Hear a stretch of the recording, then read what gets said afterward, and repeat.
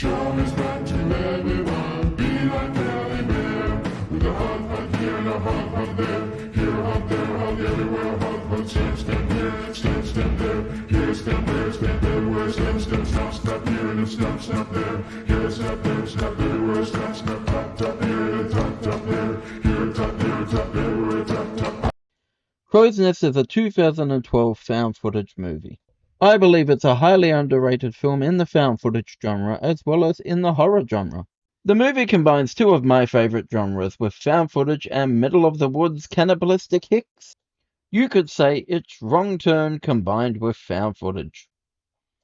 Of course, we all know that Wrong Turn 2 is the best movie in that series, but that's a discussion for another day. When I first watched Crow's Nest, I discovered that people really didn't like the film. However, ever since being put on Tubi, it seems to have received a revival. And some of the reviews are actually better. Not all of them. As it is one of my favourite movies, I decided to look into the creation of the movie, as well as behind the scenes and what went on. I also wanted to see why it was received the way it was. To do this, I decided to interview various people who were involved in the creation of the movie. First, we will hear from Brenton Spencer, who directed the film, as well as John Shepherd, who wrote the film. It was written by my development partner, John Shepherd. John does all the heavy lifting. I might have an idea, and John say, let's do this one. We've had a couple of successes. One was the Never Cry Werewolf, which was basically a riff on Fright Night. So instead of a young kid and a vampire next door is a young girl, Nina Dobrev. It was her first picture, first lead, and she became very successful after that. It was odd. It was sort of I'd had some projects that had fallen through. Wasn't I had no real idea of what I was going to do. A little depressed. I was on a road trip with my wife, and I kept thinking of. I kept remembering the story about Richard Matheson, who after Kennedy was killed, went on a road trip because he was so depressed, and that's where he came up. He got into a bit of a road rage incident with a truck, and had come up with Duel. Oh. And it's sort of, that was how Duel came about, was from that. And I was on the road trip. My wife was taking videos from the car through the window and so on, and I was trying to pass an RV, and it just struck me that the original idea was, well, what if you did a road action movie like Duel, but you did it as a found footage from inside the victim's vehicle, so that you never see, you don't have an exterior shots of the cars. It's all done from inside. And I remember the claustrophobia of that film and thinking that would be a good thing to try and generate as a found footage idea. So that was the original idea. Was, can you do a car chase movie, an action movie, as a found footage? And then it was, well, most of the found footage, tends to be horror because that's that's the trend. That's what the audience is like. So you put, a redneck cannibals in. Yeah. That's where I remember her saying, "Who's in the RV?" And I said, "Well, redneck cannibals." And she said, "Of course." So that was, and that's where it started. And I remember I wrote it very, very quickly because the idea was I wanted it to feel like real footage. I didn't want it to have like characters. I didn't want it to have plot or story. I didn't want it to have any of those things that you generally have that sort of give away give away the idea that this isn't real. So that was the original concept, and so and I think people found the characters a little annoying because of that, because they weren't developed to have sympathetic traits. They were developed to be like you're looking at real people. The whole gist of the movie Crowsnest was a project by Brenton. I believe he was going for his master's degree in fine arts, and he had chosen the assignment of making a movie in a most unusual way. When I first realized what the work entailed, I showed up on set one day and I realized this has to be shot on a handheld camera without a tripod, and it had to be shot entirely with natural light, no incandescent or artificial light whatsoever. So when Brenton explained that to me, I thought, oh, this is going to be very interesting. Add to that the fact that the entire film took place in the middle of a mountainous forest with nobody around, and being found footage, it had a very foreboding air to it, and it just all fit together, and it intrigued me, and I became part of it very willingly. I wanted to make a found footage film, but I also wanted to embrace the concept of realism. And part of realism is, verisimilitude, chance. Whatever happens is in the moment when you're recording is right. Is supposed to happen. React to it, make it work. And so Crowsnest was very pure in its approach to that. As a matter of fact, the actors operated the camera. As you can see, there was only a couple of one shot that I can only remember that I can remember where it was, maybe two, where the camera was handed off to me. But other than that, everything was shot as is found footage by the actor. It was a grueling shoot in a lot of ways because of the location and the fact that the actors were using the camera a lot of the time. It was the tiniest budget that you can imagine. The single biggest line item was for errors and omission insurance, and that was around $5,000. Well, safety was always a concern, and we needed to lock down those roads. That's actually a research forest for the University of British Columbia. And we were able to get a permit, and we were the only ones there. So we knew, because we couldn't afford to get traffic control and lock up long stretches of highway. So we had the research forest, the demonstration forest, all to ourselves. And things get kind of hairy because, once you call action and the chase is on and you've got 5 kids in a Jeep and you've got the motorhome chasing them, your emotions take over. They were flying, and thank goodness that we had some wide open spaces and the roads were safe. But, we had that whole forest to ourselves, gifted by the university. When I first arrived at that location and it dawned on me what was expected of us, I got a very, very distinct feeling of absolute, overwhelming terror. It was already there before the camera even started to roll. We knew what was going to happen. We knew basically how it was going to happen. But Brenton left it up to the individual actors to search and discover ways to bring the thrust of the film into being. Pam was instrumental in making this movie because she went out we were dithering about making Crowsnest, and one day she went out and she bought the motorhome,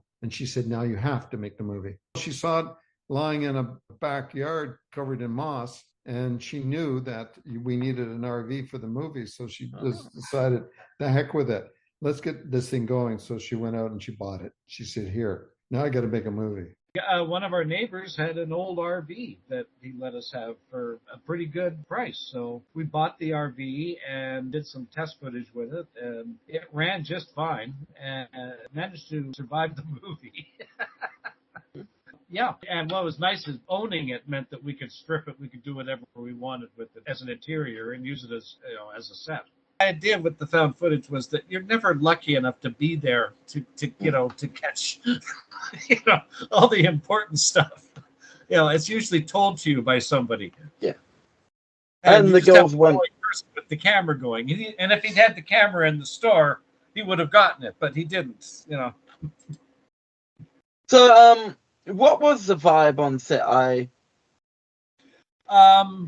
The The vibe on set was quite fun. My wife actually ended up catering the whole thing to help save us money, and I think she had the worst job because we were in the middle of this forest preserve and working out of trailers with no power. We were and no cell phone service as well for much of it. I, of course, asked Brenton about the apartment scene because I was very interested in how that was filmed. Yes, because they couldn't be identified, we could use them. And in order for a film to be released or distributed, you have to have errors and omission clause. So we had Doritos chips, or what was it, Frito-Lay chips.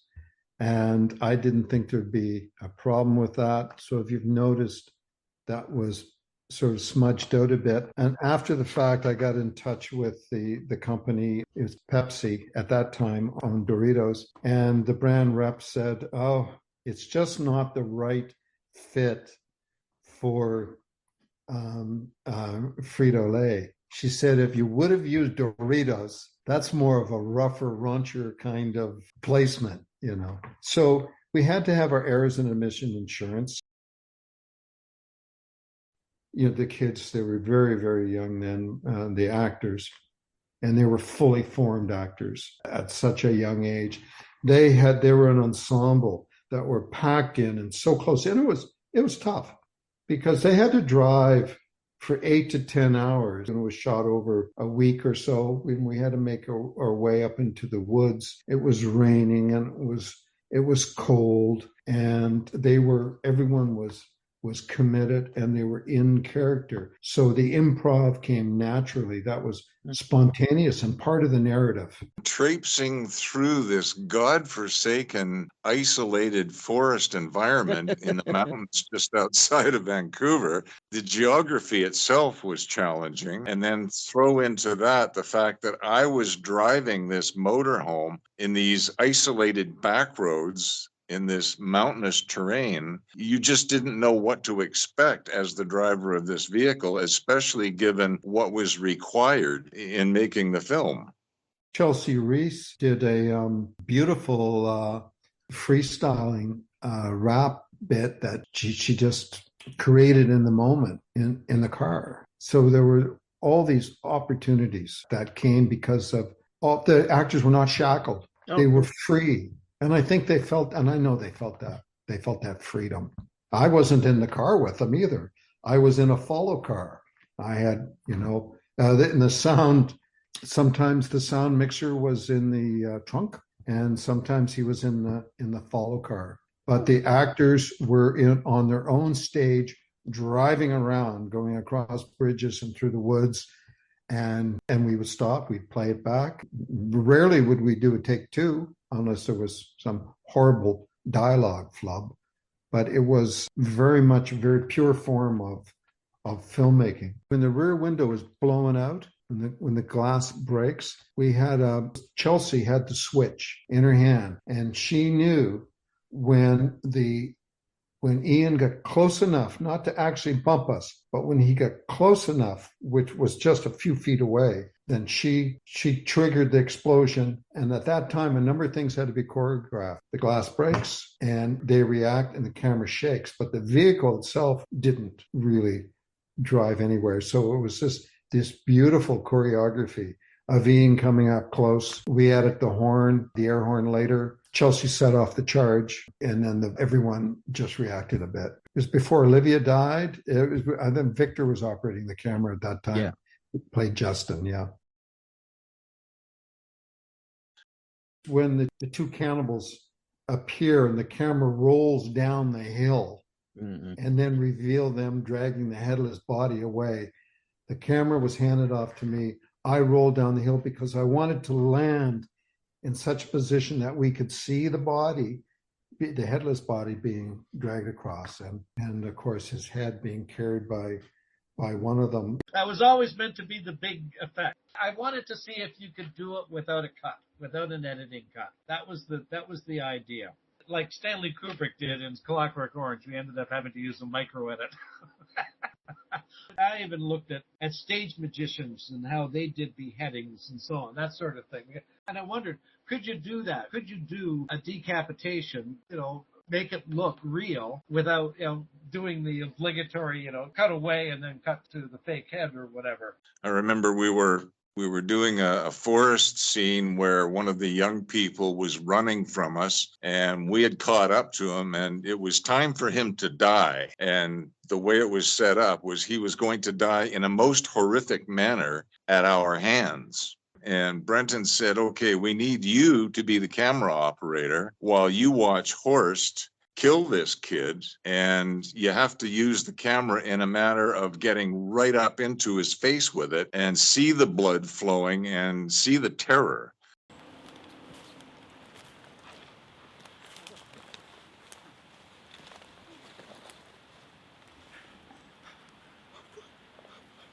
And action.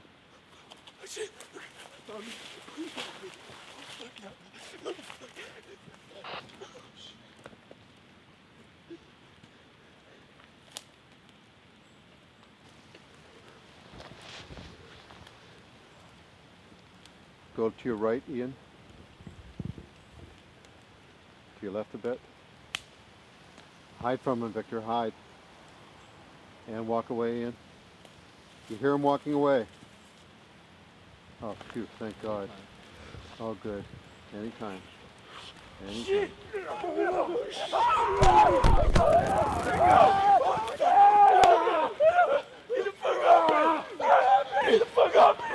Please, stop. Please look at me. Look at me. Don't have to do that. I'm sorry. Walk in and walk towards them, Ian. Swing the camera down. And cut. Where is he? Oh, shit. Fuck, nice. Oh, nice.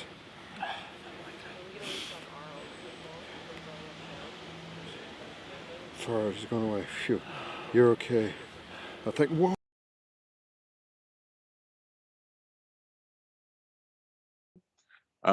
I just simply remember the things that took place during. One thing that I really enjoyed was meeting the writer, John Shepherd.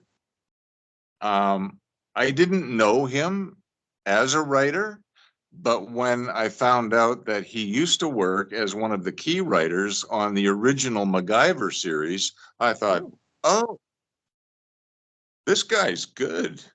So I paid strict attention to the writing of the show, and we got to talk sometimes together. I remember there was one time, I guess I'd been driving this bus around for a couple of days, and the fuel was running low on it. And somebody noticed. They said, "You know what? We might need to get some fuel for the bus or the motorhome. We'll have to take it down the mountain into the nearest town to a gas station, fill it up with fuel, and bring it back." I said, "Yeah, okay." And John went with me. So we're driving around the back roads up in the mountains, and I thought I knew where I was going because, as you can imagine, it's just a narrow little road through the mountainous forests. There were no signs, and I was unfamiliar with it. So I'm driving along, chatting with John, and all of a sudden it dawned on me, shit, I am lost.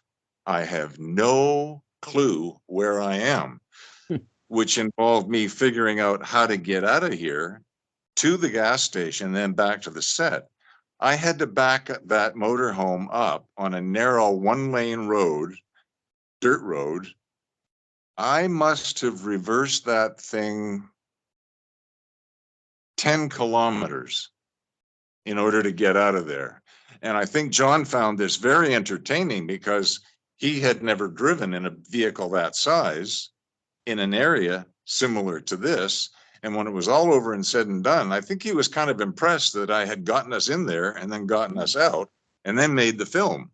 Olivia's mother was hiding off to the side. She was actually in a little cupboard, and we cut a hole in it because, we wanted her to see what, her daughter was doing and that everything was safe. Crowsnest was picked up by IFC Sundance, and we got about a 2 or 3 year window on Netflix in the United States as well. And IFC was behind the film and gave it the Friday night midnight screening at the Waverly in Greenwich Village. Now, the Waverly is notable for the Midnight Madness. For it introduced, of course, Rocky Horror Picture Show and El Topo for two cult films, and we got the midnight screening, and it was released on video on demand and had a theatrical exhibition the same night. Unfortunately, two tornadoes hit Manhattan, if you can believe it, and I think there were two people made it through that and attended the midnight screening, and that was it. We immediately were pirated, which probably backhandedly helped us to a certain extent, but it had all the beginnings of an opportunity to become a cult film. It had problems with distribution, like another cult film, Donnie Darko. Donnie Darko was released on 9/11. And, part of the problems create cult films. I'm not going to suggest that Crowsnest is a cult film, but it had plenty of opportunities to become one. It's I had some interesting reviews. One of the first reviews was the reviewer said, "I want the director to get cancer and die," and another was, "This is for in the genre. This is probably the best of the genre, the best found footage film." So there were two extremes, and I wasn't offended at all by someone wanting me to die because they didn't like the film, but rather all we want to do when we make movies or any kind of art form is we want to move people. We want to create an emotional reaction and create that dialectic of the piece, whether it's a painting or whether it's a movie. I kind of understood it. I mean, it was another found footage movie, and I didn't know, there's always that. But at the same time, I don't know whether, I kind of wish it had been marketed a little differently. It was sort of marketed as a traditional horror movie rather than, as I sort of saw a bit of a guerrilla, more of a guerrilla, sort of found footage video thing that escaped into release, rather than something with opening credits and music and so on, which made I just didn't feel it was going to be that it was meant to be a traditional horror movie, and that it would have played a little better if it had been marketed as something that was real. The way they had marketed, of course, Blair Witch Project, which was a brilliant marketing campaign. They spent a lot of money and time doing that. Yeah, basic, and that was the whole. That was the first time anyone had done that. Like, oh look, this might be real.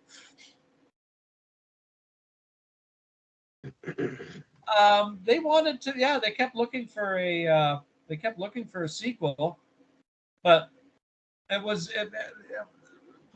they said no, we just don't want it to be found footage. So that was like half the idea gone already. So then it's about cannibals, and then it's becomes another wrong turn.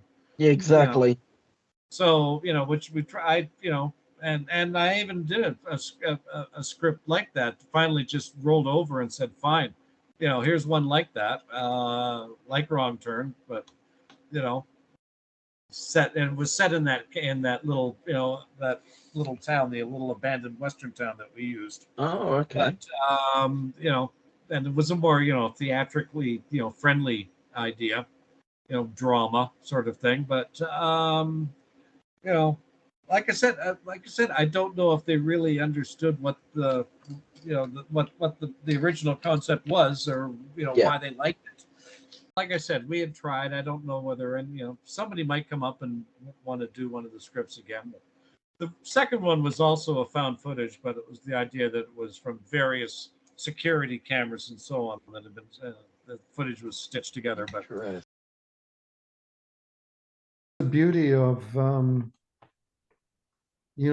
of cinema, we find these buried gems. I really believe that, and I know you do, and anyone that's seen it, that Crow's Nest is a very special kind of film. It's very raw. As a matter of fact, I was hired out. I got a call out of nowhere to produce a TV series in called The Substitute in Beijing, and it was the first sort of series for the IGI TV, which is a big television network in China owned by Alibaba. And I asked the producers, well, how did you find me? What did you see?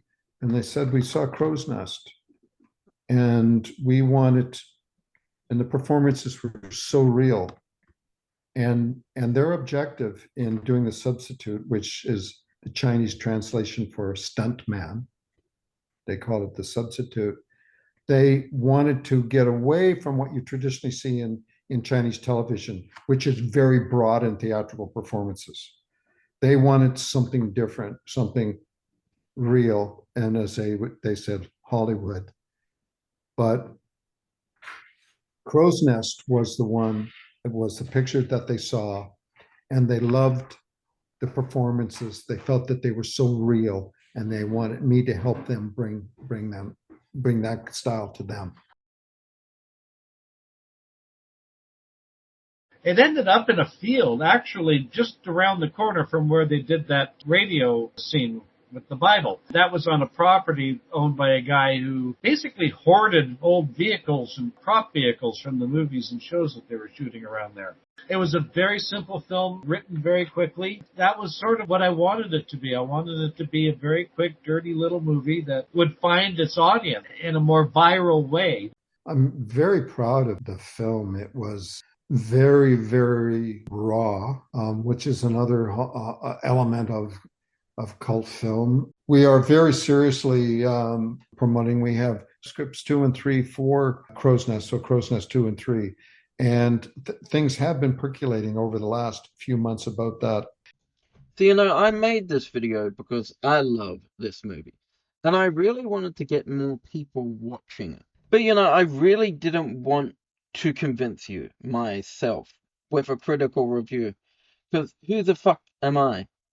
I wanted you guys to hear from the people who made this movie, the people who were involved with this film. I will say that found footage is definitely my favorite genre of films. And, in a world that just has loads of found footage movies, somehow I really, really got drawn to this movie.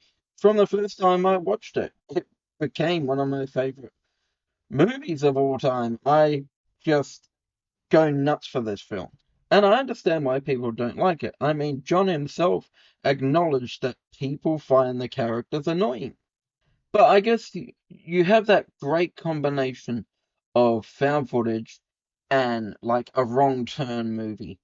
And you just combine them. And it's so good. Somehow, I just keep coming back to this film. I keep coming back over and over and over. And I really wanted to discuss this film with people. But I guess, again, I didn't want it to be a critical view on my part. So in the end, I did actually have a great excuse to reach out to the writer, the director, and Ian, who played one of the cannibals. And I will say, even if people don't really watch this review, at least I had a great time because I got to reach out to the people who made one of my favorite movies of all time. At least by doing this, I didn't become a creepy fan who just reached out to them to reach out to them. So, thanks for that. Now, if you've made it this far into the video, please go check out the movie. You might hate it, but you might love it as well. I mean, this video took me ages, from interviewing, from editing, from, researching a bit myself. And I hope the fact that took me bloody ages really pushes some people to maybe check it out. Because it's on Tubi. It's free to watch. And you can turn it off anytime, whatever. But give them views. Now, if anyone there loves this movie like I do, please reach out to IFC. I'm gonna have the thing up of how you can contact them and tell them how much you love this film and you want them to make a second one. The second one might suck, but I don't care. We're gonna try and get that done. And if you love this film, please reach out to Brenton Spencer. Here is his website. He will definitely encourage people to reach out with positive comments. I don't know if John wants me to give out his email, so if you want to tell John how much you love this film as well, I'm sure Brenton will pass the message on. You know the old saying, don't meet your heroes, don't meet people who are involved with things you love. It's horseshit. Brenton was lovely, Ian was lovely, John was lovely. They were all fucking lovely.